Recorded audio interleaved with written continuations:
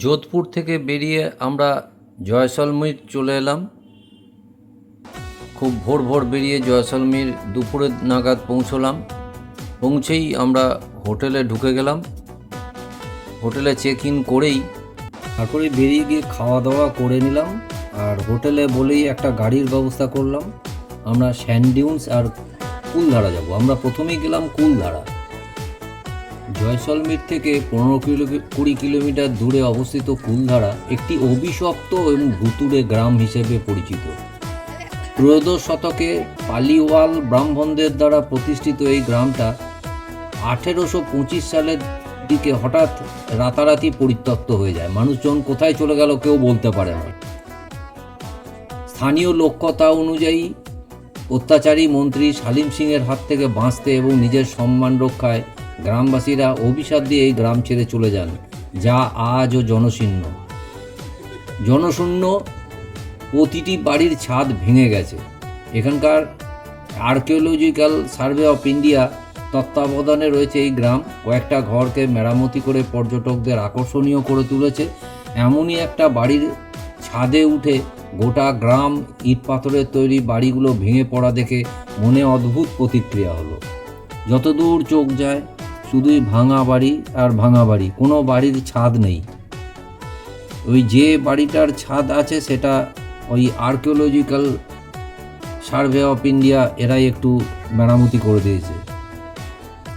বাড়ির দরজা, কুলঙ্গা, উঠোন, জানালা সবই ছিল। ইট পাথরগুলো এখনো দাঁড়িয়ে রয়েছে।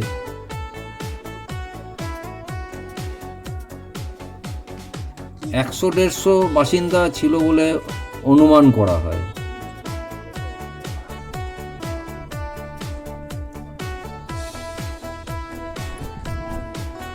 প্রতিটা বাড়িরই ভগ্নদশা, প্রতিটা। অনেক লোক আছে যারা ভেতর ঘুরে ঘুরে দেখছে।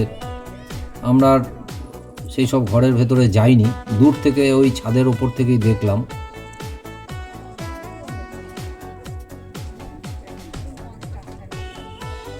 পরিত্যক্ত একটা গরুর গাড়ির মতো কিছু একটা গাড়ি।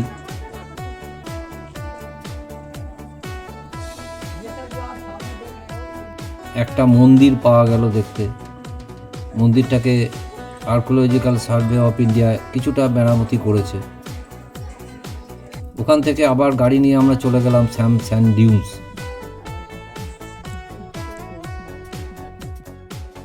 এত উট আর মানুষের চলাফেরা, তাতে আর বালির যে সৌন্দর্য সেইটাকে আর পাওয়া গেল না। খুব অল্প একটা জায়গায় পেলাম এই যে এইরকম মাইলের পর মাইল মরুভূমি দেখতে পেলে অন্যরকম অনুভূতি হতো। এটাও অবশ্য একটা অদ্ভুত দৃশ্য। সূর্য অস্ত যাচ্ছে, উটেরা আস্তে আস্তে যাচ্ছে, উটের পিছনে সোয়ারি রয়েছে। বহু লোক উটের পিঠে চেপে বালির ওপর ভ্রমণ করে। এখান থেকে সূর্যাস্ত দেখারও দৃষ্টিনন্দন লাগলো, খুবই ভালো লাগলো এটা।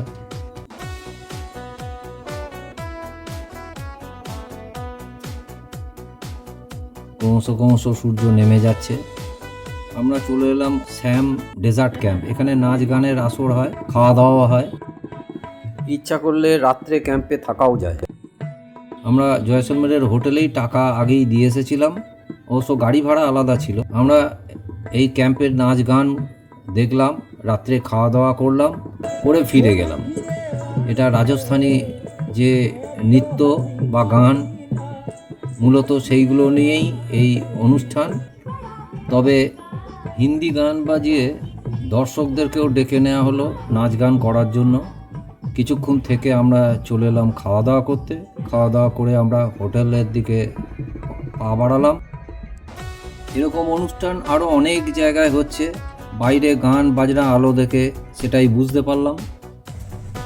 পরের দিন সকালবেলায় আমাদের হাঁটা পথেই চলে এলাম বিখ্যাত সোনার কেল্লা, জয়সলমীর ফোর্ট। সূর্যের আলো পড়ে প্রকৃতই সোনার মতোই লাগছে। এইটা হচ্ছে প্রধান এন্ট্রি গেট, এই দিক দিয়ে আমরা ঢুকলাম।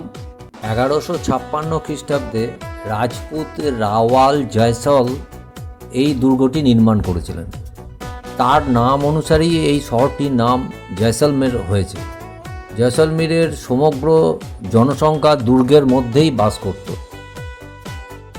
দেয়ালে লেখা আছে মহারাজা মহল, Jaisalmer fort, palace, museum and heritage centre. আমরা একটা গাইড নিয়ে নিলাম সঙ্গে, তা নাহলে তো কিছুই বুঝবো না, সব জায়গায় হয়তো ঢুকতেও পারবো না। কত সুন্দর সূক্ষ্ম কাজ পাথরের, ভেতরে সব অস্ত্র শস্ত্র রাখা আছে। এটি একটি জীবন্ত দুর্গ। আজও এই দুর্গটিতে প্রায় 4000 লোক বসবাস করে, যারা মূলত ব্রাহ্মণ ও রাজপুত সম্প্রদায়ের বংশধর।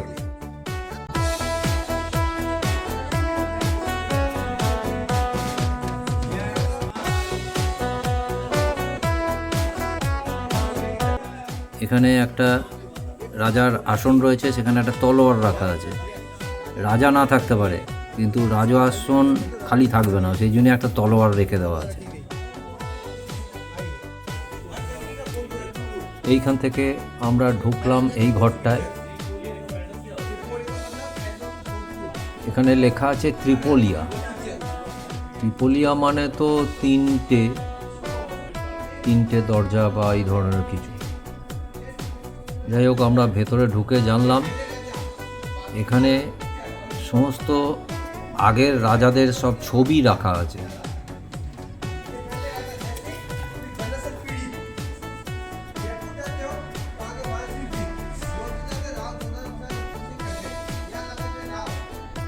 প্রচুর ছবি।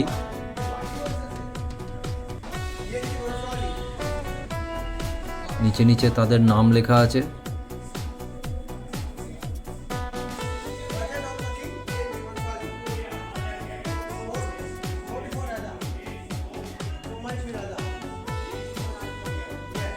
এই পাশে একটা বড় বংশ তালিকা দেওয়া আছে, কে কে রাজা ছিলেন তার লিস্ট দেওয়া আছে। পাশের এই সিঁড়ি দিয়ে উঠে গেলাম। যেভাবে আমাদের গাইড নিয়ে যাচ্ছেন সেইভাবেই যেতে হচ্ছে। একটা ছোট্ট উঠোনের মতো, এখানে একটা পালকি রাখা আছে।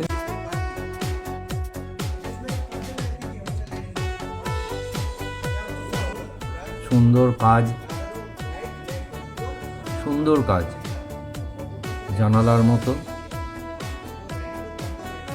উপরে আলো পড়ে, রোদের আলো পড়ে যেন মনে হচ্ছে সত্যি করে সোনা। একটা জানলা রয়েছে যেটা থেকে বাইরে দেখা যায়, খুব ছোট্ট জানলা, তার আবার ঢাকা দেওয়ার ব্যবস্থা আছে। এখান থেকে বাইরেটা দেখা যাবে, কিন্তু বাইরে থেকে ভেতরটা কিছু দেখা যাবে না। ছোট্ট জানলা বন্ধ করে দিলে আর কিচ্ছু কেউ দেখতে পাবে না।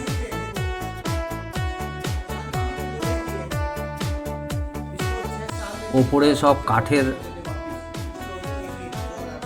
বাতার মতো করে দেওয়া রয়েছে। কিছু হাতের কাজের জিনিস রয়েছে, মূর্তি, দেবদেবীর।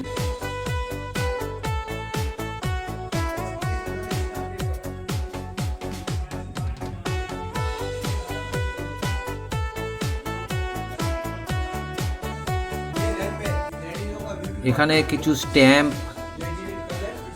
বা টাকা, তখনকার দিনে যা চলতো সেই জিনিস রয়েছে। কাঁচের শোকেস করার মতো করে রাখা আছে দেয়ালে।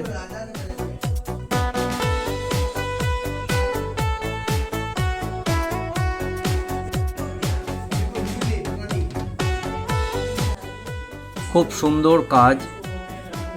উপরে খিলানের গায়ে দেখুন গোল্ডেন কালারের দাগ রয়েছে। আমাদের গাইড বললেন যে ওটা সোনার জল দিয়ে ওইটি কাজগুলো করা। কতকাল আগের কাজ, এখনো পর্যন্ত অক্ষত আছে। আবার সিঁড়ি দিয়ে উঠে চললাম। এখানে রাজারই পোশাক, যুদ্ধের সময় হয়তো পরেন। এটা ছাদেও অনেক কিছু করা রয়েছে। ছাদ থেকে বাইরে গোটা জয়সলমীর শহরটা দেখা যায়। দূরে রয়েছে গাদিসার লেক, যে লেকটাতে আমরা যাব এক সময়। ওখান থেকে সূর্যোদয় ভালো দেখা যায়।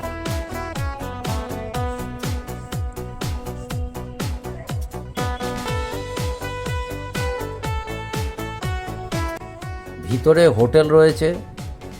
বারবার বহিঃশত্রুর আক্রমণে পড়তে হয়েছে এই দুর্গকে।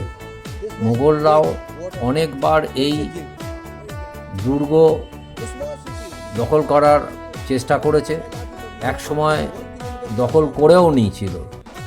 পরে ইংরেজরা ভারতে এলে তাদের সাথে এরা চুক্তি করে নিজেদের দুর্গ নিজেদের দখল রাখতে সফল হয়।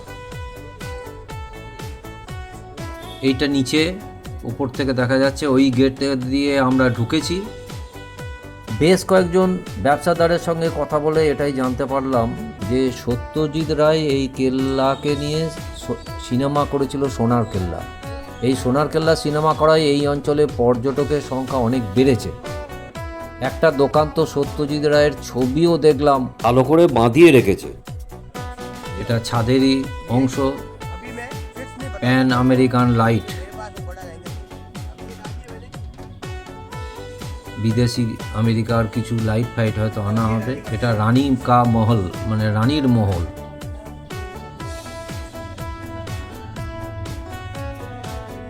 সুন্দর কাজ।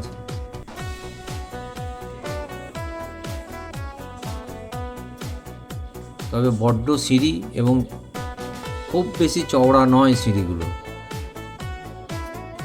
নানা রকম কারুকার্য করা। একটা পাথরে গোটা ফোর্টটাকে কেউ একজন করেছে, রাখা রয়েছে, সেটাও দেখতে পেলাম। হাতের কাজ দুর্দান্ত।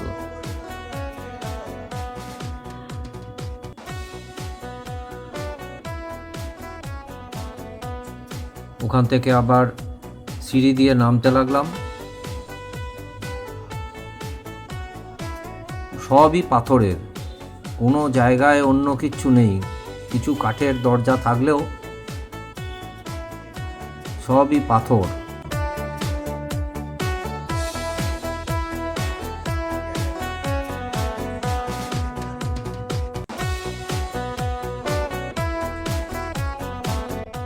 একটা দরজায় লেখা রয়েছে সোনার কেল্লা।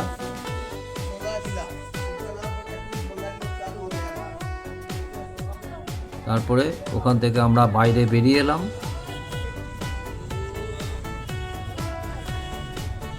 বাইরে বেরিয়ে আমরা হাঁটা দিলাম। কাছেই গেলাম পাটোয়াকা হাভেলি। 1805 সালে গুমানচাঁদ পাটোয়া নামে এক ধনী জৈন ব্যবসাদার তার 5 ছেলের জন্য তৈরি করেছিলেন। এই হাভেলির হলুদ পাথরের ওপর সূক্ষ্ম কারুকার্য ও নানা চিত্রকর্মের জন্য পরিচিত। 150 টাকা টিকিট প্রতিজনের কেটে ভেতরে ঢুকে গেলাম। ভিতরে যাওয়ার রাস্তা খুব সরু। ভিতরে জাদুঘরের মতো অনেক কিছু সংরক্ষণ করা আছে।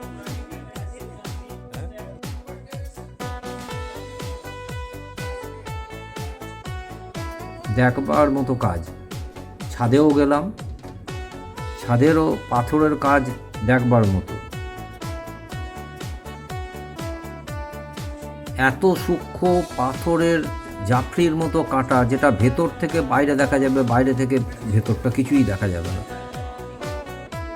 জাদুঘরের মতো এখানেও অনেক ফসিল রাখা আছে।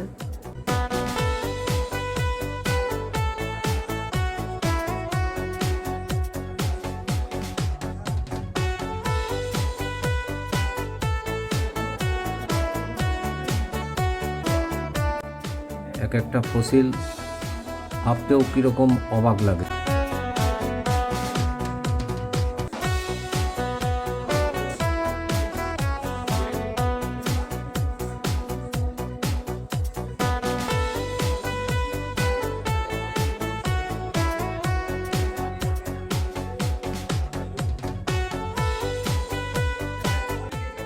তারপর ওখান থেকে কাছেই গেলাম নাথমল কি হাভেলি। 1885 সালে হাতি ও লালু নামে 2 ভাই এটি তৈরি করেছিলেন। এতে রাজস্থানী ও ইসলামিক স্থাপত্যের মিশ্রণ রয়েছে। পাথরের দুর্দান্ত কাজ, হলুদ বেলে পাথরের। দেয়ালে অনেক কিছু হাতি, ফুল, পাখির সূক্ষ্ম নকশা রয়েছে, কিন্তু দুর্ভাগ্য আমাদের ভেতরে যেতে দেওয়া হলো না। বাইরে থেকে দেখেই আমাদের ফিরে আসতে হলো। হোটেলে ফিরে এলাম। বিকেল 5টা নাগাদ একটা অটো ভাড়া করে শহর থেকে 11 কিলোমিটার দূরে বড়াবাগ দেখতে গেলাম। এখানে 150 টাকা করে এন্ট্রি প্রত্যেক জনের। এটা যেন একটু বেশিই মনে হলো। 16শো শতাব্দীতে রাজা জয় সিংয়ের পুত্র লুনকরণ এটি নির্মাণ করেছিলেন। এটি মূলত রাজপরিবারের সদস্যদের স্মৃতিতে গম্বুজাকৃতি ছত্রি। এটা থর মরুভূমির মাঝে একটা টিলার ওপর অবস্থিত। এখান থেকে সূর্যোদয় বা সূর্যাস্ত খুব সুন্দর দেখা যায়। আমরা সূর্যাস্তটাই পেয়েছিলাম। তবে এখানকার সৌন্দর্য খুবই জনপ্রিয়, যার জন্য বহু লোকের সমাগম হয়। পরের দিন খুব ভোর উঠে আমাদের হোটেলের কাছেই গাদিসার লেক পরিদর্শনে গেলাম। ওখান থেকে সূর্যোদয় দেখা একটা প্রকৃতই আলাদা অভিজ্ঞতা। 1367 খ্রিস্টাব্দে মহারাজা গাদসি সিং জয়সলমীরের মানুষদের জলকষ্ট নিরসনের জন্য এই লেকটি নির্মাণ করেছিলেন। আর এটি শতাব্দীর পর শতাব্দী ধরে জলের উৎস হিসেবে কাজ করে। ভোরের সূর্যালোকে এখানকার দৃশ্য সত্যি ভীষণ উপভোগ্য। পূর্ণমাত্রায় উপভোগ করে আমরা হোটেলে ফিরে এলাম। খাওয়া দাওয়া করেই জয়পুরের উদ্দেশ্যে বেরিয়ে গেলাম। পরের দিন জয়পুর পৌঁছে হোটেল উইন্ড প্যালেসে আমরা চেক ইন করলাম।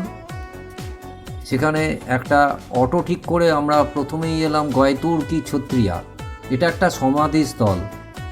প্রত্যেকে 30 টাকা প্রবেশ মূল্য দিয়ে আমরা ভেতরে প্রবেশ করলাম। সোয়াই জয় সিং থেকে দ্বিতীয় মান সিং পর্যন্ত প্রতিটি শাসকের জন্য এই সমাধিস্থল নিবেদিত। স্মৃতিস্তম্ভটি রাজপুত স্মৃতিশৈলীতে নির্মিত। এখান থেকে বেরিয়েই আমরা চললাম নাহারগড় ফোর্ট।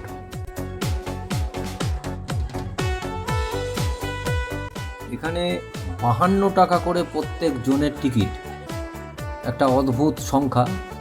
যাই হোক, 1734 সালে জয়পুরের রাজা মহারাজ জয় সিং এটি নির্মাণ করেন। এই দুর্গ কখনো কোনো রকমের আক্রমণের শিকার হয়নি। বেশ কিছুক্ষণ ফোর্টের এদিক ওদিক দেখলাম, সুন্দর কাজ।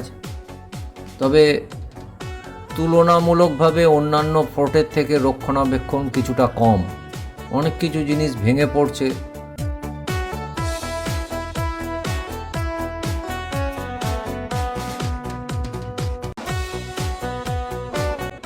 শোনা যায় এখান থেকে সূর্যাস্ত খুব ভালো দেখা যায়। পশ্চিম প্রান্তে একটা রাস্তা সোজা চলে গেছে, যেটার শেষ প্রান্তে লেখা রয়েছে সানসেট পয়েন্ট। এই সানসেট পয়েন্টের ওইখানটাতে দাঁড়িয়ে, উঁচু জায়গায় দাঁড়িয়ে বা পাঁচিলের গায়ে যে ফাঁক রয়েছে সেখান থেকে সূর্যাস্ত ভালো দেখা যায়। বহু লোকের ভিড়।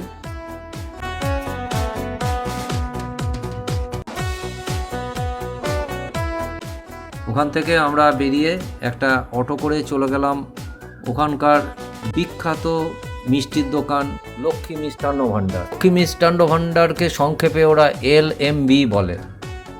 গোটা ভারতবর্ষে অনেক জায়গায় ঘুরেছি, এত বড় বিশাল হল ঘরের মতো মিষ্টির দোকান দেখিনি গো। পরের দিন সকালবেলায় বেরিয়ে চলে এলাম আম্বের ফোর্ট বা আমের ফোর্ট এবং আমের প্যালেস। যদিও ফোর্ট ওপরে, আমরা ফোর্ট যাব না, অনেকটাই উঠতে হয় হেঁটে। এখানে হাতির আনাগোনা, হাতির পিঠে চেপেও আমের প্যালেস দেখা যায়। এটা রাজকীয় ব্যবস্থা মনে পড়িয়ে দেয়। যাই হোক, হেঁটে অনেকটাই ওপরে উঠতে হয়। আমরা হেঁটে উঠতে লাগলাম। ওই ওপরের সাদা অংশ যেটা, সেটাই হচ্ছে প্রবেশদ্বার। ওইখানে আমাদের পৌঁছতে হবে।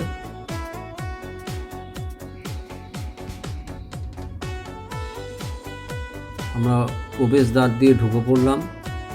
টিকিট কাউন্টার তারও ভেতরে, এই ভেতরে গিয়ে টিকিট কেটে আনতে হয়। এইটা হচ্ছে প্রবেশদ্বার বা সুরাজ পোল। এই চত্বরটা বেশ সুন্দর, কয়েকটা গাছপালা আছে, দূরে দূরে নানা রকম স্থাপত্য দেখা যাচ্ছে। খুব ভালো লাগবে এই মাঝখানটায় দাঁড়াতে। ওইটা আমের ফোর্ট। আমের ফোর্ট অনেকটাই উঁচুতে। কিংবদন্তি অনুযায়ী দেবী মানসিংহের স্বপ্নে আবির্ভূত হয়ে তাকে যশোহরের, বর্তমানে বাংলাদেশে, সমুদ্র থেকে একটি পাথরের ফলক বা শিলা উদ্ধার করতে বলেন। সেই শিলা থেকেই এই মূর্তিটি খোদাই করা হয়েছে বলে এর নাম শিলামাতা। এটা দিওয়ানি আম, জনসাধারণের দরবার কক্ষ। সুন্দর সব কারুকার্য, সুন্দর পিলার, দেখবার মতো। গাইড বিভিন্ন জিনিস আমাদেরকে বুঝিয়ে দিচ্ছিলেন। এই যে দেয়ালের পাথর, এই পাথর এত প্লেন, এত মসৃণ, সব নাকি তখন সিরিজ কাগজ ছিল না, নারকেল ছোবড়া দিয়ে ঘষে তাকে এই মসৃণটাকে এনেছিল। খুব সুন্দর পিলার আর খিলানের কাজ একসাথে পরপর দেখতে দুর্দান্ত লাগে।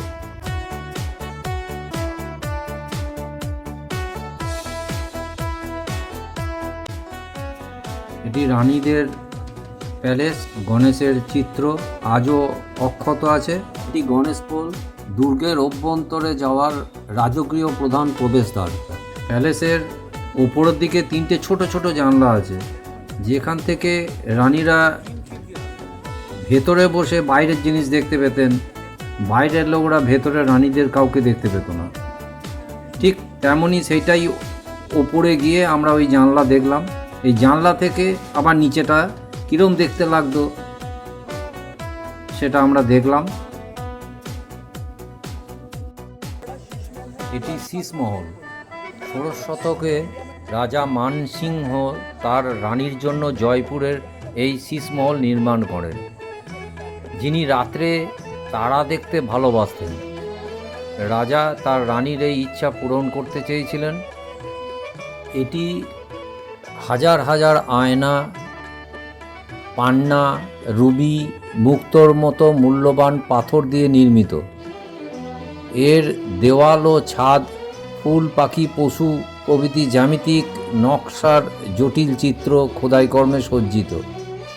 সবথেকে আশ্চর্যজনক ব্যাপার হলো, রাত্রে মোমবাতি জ্বাললে সেই মোমবাতির আলো উপরের কাঁচে প্রতিফলিত হয়ে আকাশে তারার মতো সৃষ্টি হয়ে মোহময় পরিবেশ তৈরি হতো। 1727 সালে এটি নির্মাণ সম্পূর্ণ হয়। তারপরই মহারাজ সওয়াই জয়সিংহ দ্বিতীয় জয়পুর রাজ্য প্রতিষ্ঠা করেন। এই শীষমহল বলিউডের ইতিহাসেও একটি অংশ। এখানে আনারকলি চরিত্রে অভিনয় করেছিলেন মধুবালা মুঘল-ই আজম সিনেমায়। এখানেই সেই বিখ্যাত গান জব প্যার কিয়া তো ডরনা কেয়া শুটিং হয়েছিল।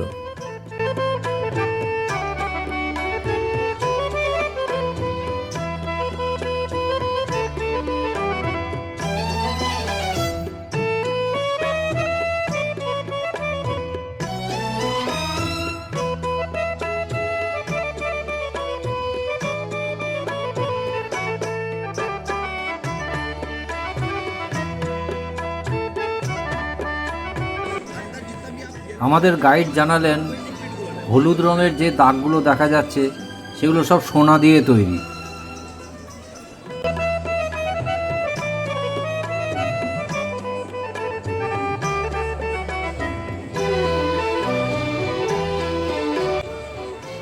বহু আগে এই ভেতরটায় ঢুকতে দিলেও এখন আর ঢুকতে দেয় না, কারণ বহু মানুষের সংস্পর্শে ওটা নষ্ট হতে থাকছিল। সেই কারণে ওখানে ভেতরে প্রবেশ নিষেধ হয়ে গেছে। এটি মানসিংহ প্যালেস। এক একটা দিকে এক একটি রানী থাকতো।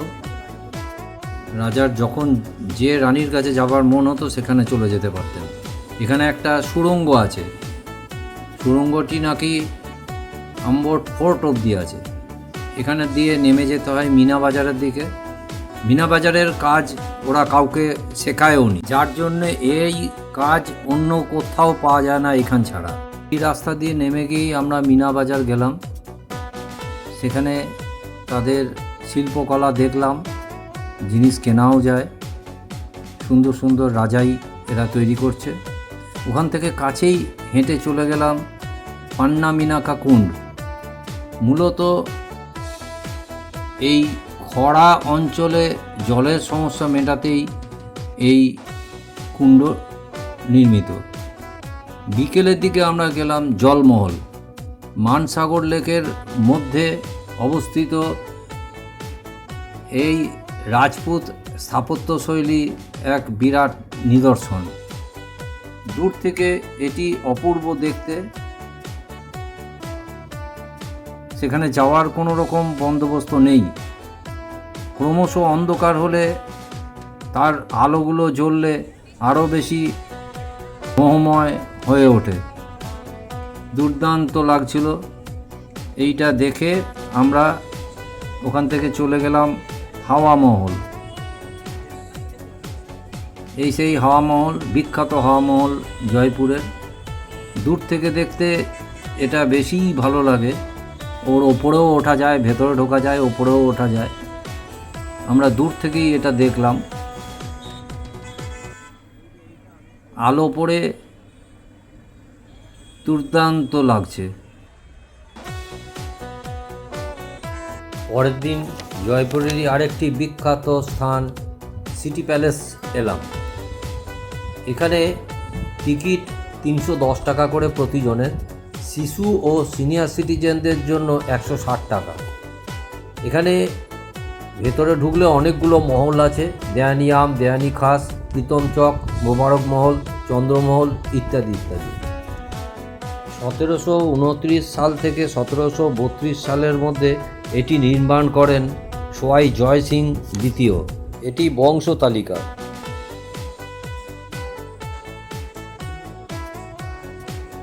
নানা রকমের অস্ত্র শোকেসে সাজানো।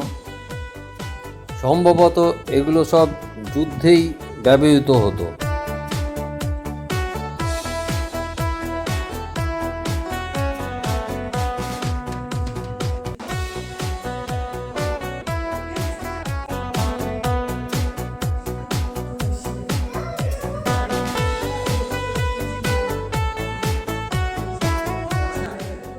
এই প্যালেসটাও কিন্তু ভালো মতোই সংরক্ষিত দেখতে পাওয়া যাচ্ছে। বন্দুকও রয়েছে।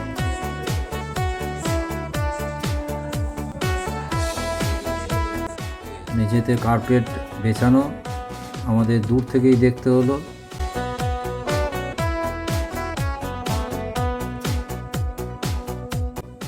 উপরে সিলিংয়ের কাজও খুব সুন্দর।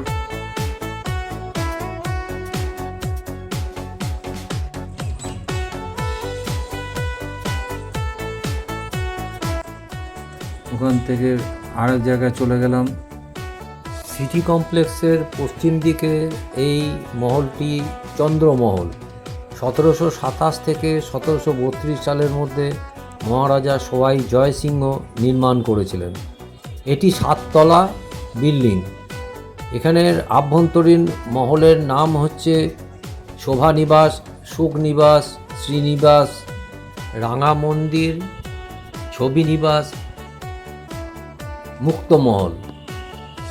এইভাবে এক একটি মহলের আলাদা আলাদা নাম। এখানে 4টি গেট আছে। 4টি গেটের 3টি বন্ধ, একটি খোলা। খোলাটি দিয়েই আমরা ঢুকলাম। এগুলোর নামও অদ্ভুত। একটি পিকক গেট শরৎকালের প্রতীক, একটি লোটাস গেট গ্রীষ্মকালের প্রতীক, একটা গ্রিন গেট বসন্তকালের প্রতীক এবং রোজ গেট এটি শীতকালের প্রতীক।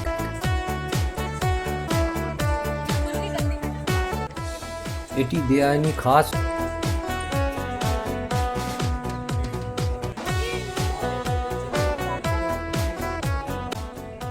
উপরে একটি ঘড়ি রয়েছে। দেয়ানি খাস, এটি মহারাজা ও তার রাজদরবারের বিশিষ্ট ব্যক্তিদের ব্যক্তিগত আলোচনার জন্য ব্যবহৃত জায়গা। খুবই সুন্দর কারুকার্য, ওপরে ঝাড় লাইট রয়েছে।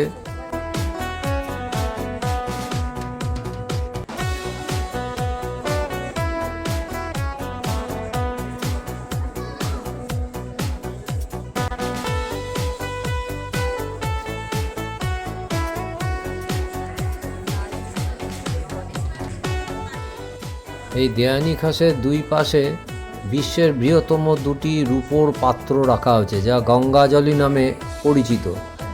প্রতিটি পাত্রের জল ধারণ ক্ষমতা 4000 লিটার। খালির একটির ওজন 345 কেজি।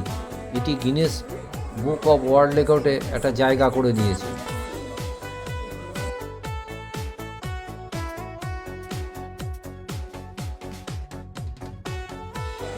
এটি সভা নিবাস, জনসভা কক্ষ নামেও পরিচিত। এটি একটি প্রধান আনুষ্ঠানিক হল ও গ্যালারি হিসেবে কাজ করে, যেখানে হাতে খোদাই করা মার্বেল স্তম্ভ, সোনার কারুকাজ এবং আসল সিংহাসনের মতো রাজকীয় নিদর্শন প্রদর্শন করা হয়। খুবই সুন্দর। উপরের ঝাড় লণ্ঠনটিও দেখবার মতো।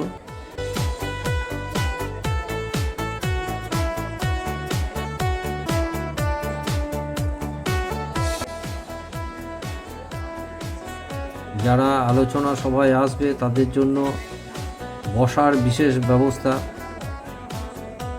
তাকিয়া বা বালিশ রাখা, কিছু চেয়ারও আছে।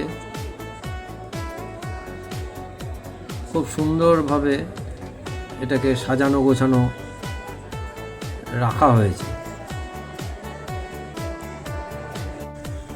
এইখান দিয়ে বেরিয়ে এলাম, এটা বেরুবার গেট। এইখান থেকে কাছেই যন্তর মন্তর যাব। আমরা এসে পড়লাম যন্তর মন্তর। এখানে 52 টাকা করে প্রতি জনের টিকিট।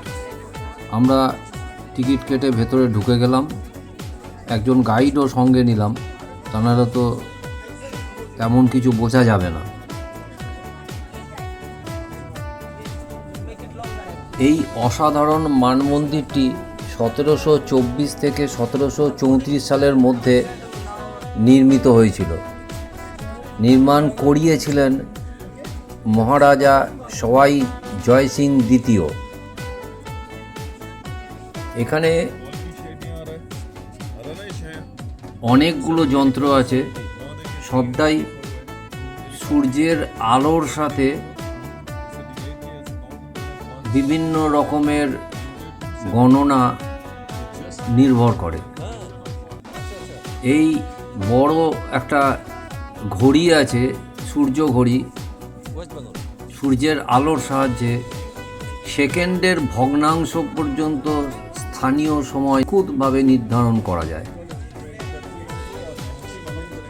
জয়প্রকাশ যন্ত্র, রামযন্ত্র, নাড়িবলয় যন্ত্রের মতো ডিভাইসগুলো আকাশের বিভিন্ন নক্ষত্র, গ্রহ ও মহাজাগতিক বস্তু স্থানাঙ্ক, উচ্চতা এবং দিক পরিমাপ করা যায়।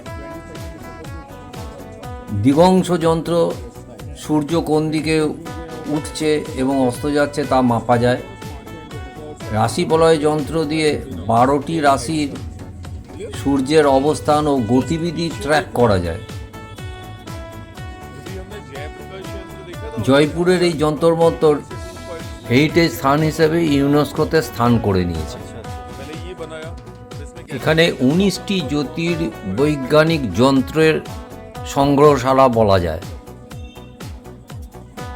এই যন্ত্রগুলি খালি চোখে জ্যোতির্বৈজ্ঞানিক অবস্থান ও পর্যবেক্ষণের সুযোগ করে দেয়। এই যন্ত্রগুলোর সাহায্যে সূর্যগ্রহণের পূর্বাভাসও জানা যায়। এমনকি গাইড জানালেন যে অল্টিটিউড ক্যালকুলেশনও করা যায়।